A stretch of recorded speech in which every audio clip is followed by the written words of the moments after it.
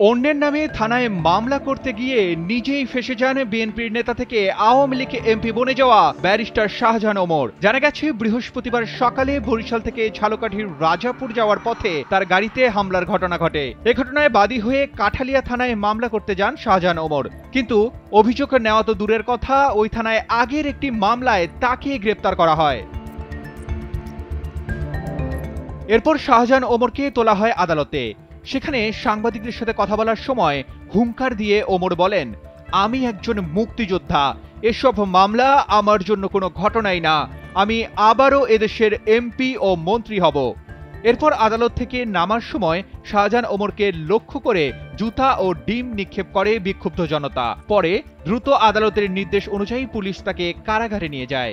এদিকে ব্যারিস্টার শাহজাহান ওমরের শাস্তির দাবিতে বিভিন্ন এলাকায় বিক্ষোভ মিছিল করেছে বিএনপির নেতাকর্মীরা।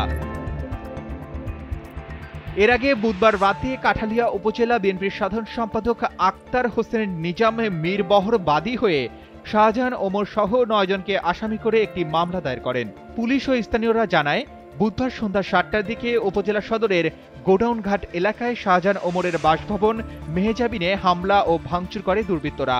এতে বাসভবনের গ্লাস ভেঙে যায়।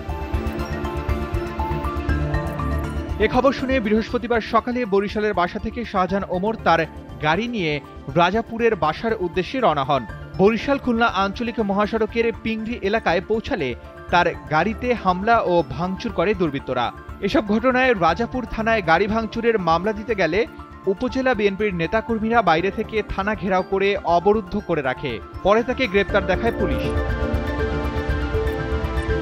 জেলা বিএনপির সদস্য সচিব অ্যাডভোকেট শাহাদাত হোসেন বলেন, শাহজাহান ওমর বিএনপি ও সাধারণ মানুষের সঙ্গে বেইমানি করেছে। মীর জাফর শাহজাহান ওমরের সর্বোচ্চ শাস্তি আমরা দাবি করছি। রাজাপুর থানার ওসি ইসমাইল হোসেন জানান, কাঠালিয়া থানার একটি মামলায় শাহজাহান ওমরকে গ্রেপ্তার করা হয়েছে। দুপুরে তাকে আদালতে সোপর্দ করলে বিচারক তাকে কারাগারে পাঠানোর নির্দেশ দেন। Arman Ali, Daily Sun.